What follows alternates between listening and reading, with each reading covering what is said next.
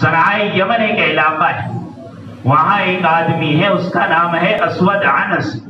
اللہ کے نبی صلی اللہ علیہ وسلم کی نبوت کا انکار کرنے والا، آپ کو آخری نبی تسلیم نہیں کرنے والا، بلکہ خود اپنے آپ کو نبی ماننے والا کہ میں نبی ہوں۔ وہاں جنم پانے والے تابعی ہیں حضرت ابو مسلم خولانی رحمت اللہ علیہ۔ ابو مسلم خولانی وہ شخص ہیں جنہوں نے اللہ کے نبی صلی اللہ علیہ وسلم کے زمانے میں ہی اسلام کو قبول کیا، لیکن صنعاء یمن سے مدینہ پہنچنے تک ہی اللہ کے نبی صلی اللہ علیہ وسلم دنیا سے پردہ فرما چکے تھے، یعنی آپ سے ملاقات نہیں ہوئی۔ یمن کے اس علاقے میں اسود عنسی نے ابو مسلم خولانی کو بلایا اور بلا کر یہ کہتا ہے کہ میرے نبی ہونے کو مانو، تسلیم کرو۔ ابو مسلم خولانی انکار کرتے ہیں کہ میں تیرے نبی ہونے کو نہیں مانتا، میں تو محمد الرسول اللہ کو آخری نبی اور رسول مانتا ہوں۔ بات آگے بڑھی اور اسود عنسی نے ایک بہت بڑی آگ جلائی، بہت بڑی آگ جلائی۔ ذرا توجہ سے سنیے، اللہ نے ختم نبوت کے کام کرنے والوں کے ساتھ وہی معاملہ کیا جو اللہ نے وقت کے پیغمبروں کے ساتھ معاونت اور مدد کی اور تعاون کیا۔ واقعہ اسی طرح ہے۔ حضرت ابراہیم نے وحدانیت کا کام کیا، نار نمرود میں حضرت ابراہیم چلے گئے اور وہ آگ گلے گلزار بن گئی، اور حضرت ابو مسلم خولانی رحمت اللہ علیہ نے ختم نبوت کا کام کیا اور نار اسود عنسی میں گئے اور وہ آگ بھی اسود عنسی کے لیے گلے گلزار بن گئی۔ واقعی کی تفصیل یہ ہے کہ اسود عنسی نے اپنے مصاحبین اور اپنے ساتھیوں کی ایک جماعت کو بلایا اور یہ کہا کہ یہ آدمی میری نبوت کو ماننے والا نہیں، بہتر یہ ہے کہ تم اسے ایک آگ میں جلا کر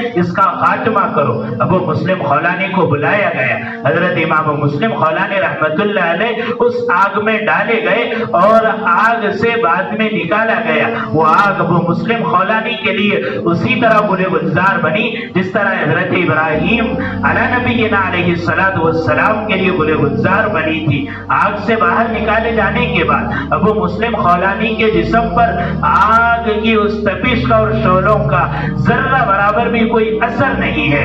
اسود عنسی کے ساتھیوں نے کہا کہ ابو مسلم کو یہاں سے باہر کرو، اس کی کرامت کو دیکھ کر ہی میرے نبوت کے مخالفت کرنے والے پیدا ہوں۔ ابو مسلم خولانی یہاں سے چلے ہیں، چلتے چلتے ابو مسلم خولانی مدینہ منورہ پہنچے۔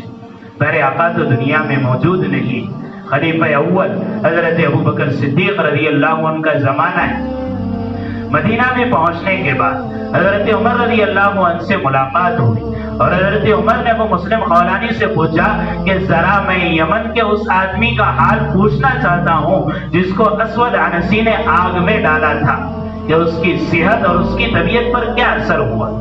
حضرت امام ابو مسلم خولانی رحمت اللہ علیہ نے ان کا تقوی، ان کا اخلاص اور اللہ سے ذات سے ان کا تعلق کہ اپنے عرفیت کو چھپا لیا، کہا کہ وہ عبداللہ ابن صوب ہیں، لیکن عمر ابن خطاب نے اپنی فراست ایمانی سے طے کر لیا کہ یہی وہ آدمی ہے جو آگ میں جل کر آ رہا ہے۔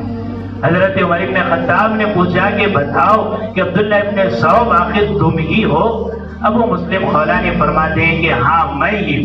حضرت عمر ان کو لے کر سیدنا ابو بکر صدیق رضی اللہ عنہ کی خدمت میں حاضر ہوئے اور سلام کے بعد مسافر اور معانقے کے بعد کہا کہ اللہ کا شکر ہے کہ اللہ نے محمد صلی اللہ علیہ وسلم کی امت کے مجھے اس آدمی سے بھی ملا دیا کہ جس کی کرامت حضرت ابراہیم کے معجزے کے برابر ہے، کہ آج اللہ نے مجھے محمد صلی اللہ علیہ وسلم کی ایسے امتی سے ملایا کہ اس کی کرامت حضرت ابراہیم کے معجزے کے برابر ہے کہ ابراہیم نار نمرود میں وحدانیت اور رسالت کے کام کے لیے جلائے گئے اور نبی کا یہ امتی ختم نبوت پر مضبوط اور قائم رہنے کی وجہ سے آگ میں جلایا گیا، لیکن وہ آگ ذرہ برابر بھی نقصان اور بال بھی کا نہیں کر سکتی۔ ختم نبوت کے اس خطاب کا مقصد آخر کیا ہے کہ آج کئی ایسے فرقے، کئی ایسی جماعتیں ہیں کہ فرقہ احمدیہ اور جماعت احمدیہ اور احمد کمیونٹی کے نام سے کہ بہت سارے ایسے بھولے بھالے مسلمان کہ احمد نام ہونے کی وجہ سے یہ سمجھ لیتے ہیں کہ اسلامی نام ہے۔ بہت سارے مرزائی اور قادیانی جو ختم نبوت کے منکر ہیں، اور ان کا ہم سے اختلاف ایسا ہی ہے جیسا کفار سے ہے، یہودیوں سے ہے، عیسائیوں سے، کہ ہم عقیدہ ختم نبوت کے محافظ ہیں اور وہ ختم نبوت کے منکر ہیں۔ عزیز دوستو، بزرگوں، ہمارا عقیدہ یہ ہونا ضروری ہے کہ اللہ کے نبی آخری نبی ہیں، آپ کے بعد کوئی نبی اور رسول آنے والا نہیں۔ بہت کھل کر یہ بات آپ کے سامنے عرض کر دی۔ نبی ہونے کا عقیدہ رکھنا کافی نہیں، یہ عقیدہ پچھلی قوموں کے ساتھ تھا۔ امت محمدیہ کے لیے نبی ہونے کے عقیدے کے ساتھ آخری نبی ہونے کا عقیدہ رکھنا ضروری ہے۔ آیت قرآنیہ اور احادیث نبویہ کی روشنی میں ما کان محمد ابا احد من رجالکم ولیکن رسول اللہ وخاتم النبیین، اگر ہم میں سے کوئی یہ عقیدہ رکھتا ہے کہ آپ صرف نبی ہیں، آخری نبی نہیں، تو ایمان ناقص ہے، اس کا اسلام بھی ناقص ہے، اس کا دین بھی ناقص ہے۔ عقیدہ یہ ہو آپ آخری نبی ہیں، آپ کے بعد کوئی نبی آنے والا نہیں، اور جو کوئی نبوت اور رسالت کا دعویٰ کرے وہ اپنے دعوے میں جھوٹا ہے۔ ہاں، اللہ کے نبی صلی اللہ علیہ وسلم نے فرمایا کہ میرے بعد بہت سارے لوگ آئیں گے جو نبوت کا دعویٰ کریں گے اور وہ اپنے نبوت کے دعوے میں جھوٹے ہوں گے، وہ اپنے دعوے میں باطل ہوں گے۔ ہاں، ہمارے اللہ نے اتنا بڑا احسان ہم سب پر کیا کہ آخری نبی عطا فرمائے، آخری دین، آخری شریعت، آخری کتاب عطا فرمائے۔ پیارے آقا خود فرماتے ہیں انا آخر الانبیاء وانتم آخر الامم، میں آخری نبی ہوں، تم آخری امت۔ بہت آسان بات، میرے بعد اب کوئی نبی نہیں آنے والا اور تمہارے بعد اب کوئی امت نہیں آنے والی، میں آخری نبی ہوں، تم آخری امتی ہو۔ سراج منیرہ، اللہ نے آپ کو ایک ایسا روشن چراغ عطا فرمایا کہ جس کی روشنی صبح قیامت تک چلتی رہے گی۔ دنیا کی روشنیاں، یہاں کی لائٹ، یہاں کے مندر اور چراغ چند دن کے لیے جل کر ختم ہو جاتے ہیں، لیکن سراج منیر کے ذریعے سے جو روشن چراغ اور جو آفتاب اور مہتاب نبوت اللہ نے مجھے، آپ کو، ہم سب کو عطا کیا، اور جس نبی کا امتی اللہ نے ہم سب کو بنایا، اس کی روشنی دن بدن دنیا کے ہر خطے کو روشن اور منور کرتی رہے گی۔ ضرورت اس بات کی ہے کہ ہم سوشل میڈیا کے ذریعے سے، یوٹیوب کے ذریعے سے اور دیگر اکاؤنٹ کے ذریعے سے دین نہ سیکھیں، ان سے دین معلوم نہ کریں۔ ایک نوجوان ہے مرزا علی انجینئر، بہت سارے لوگ ہیں جو اس کے ویڈیو دیکھتے ہیں اور اس سے دین حاصل کرتے ہیں، حالانکہ وہ صحابہ کو سب و شتم کرنے والا، شان صحابیت میں گستاخی کرنے والا، امیر معاویہ رضی اللہ عنہ کو برا بھلا کہنے والا، وہ امیر معاویہ جو کاتب وحی ہیں، اللہ کے نبی کے وحی لکھنے کے رائٹر تھے، اللہ کے نبی ان سے وحی لکھواتے تھے۔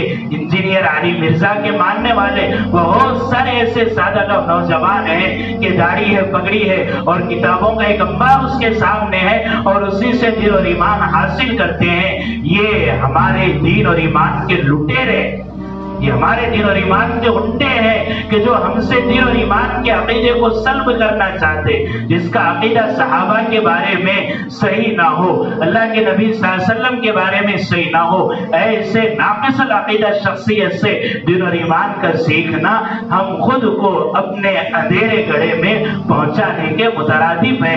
ہم خود تاریکی میں پڑھ رہے ہیں، ہم ان سے روشنی حاصل نہیں کر رہے۔ ہاں، علماء دین کے محافظ ہیں، ان سے دین کو حاصل کریں، ان سے دین معلوم کریں، موبائل سے، سوشل میڈیا سے، ایسی چیزوں سے دین حاصل نہ کریں۔ اگر ان سے حاصل کیا جائے گا تو یہ جنت میں پہنچانے کے بجائے جہنم میں پہنچائے۔ جن کے عقائد محفوظ نہیں ہے ان سے دین ہرگز حاصل نہ کیا جائے۔ ہاں، ہم سب اس عقیدے پر پابند رہیں، مضبوط رہیں۔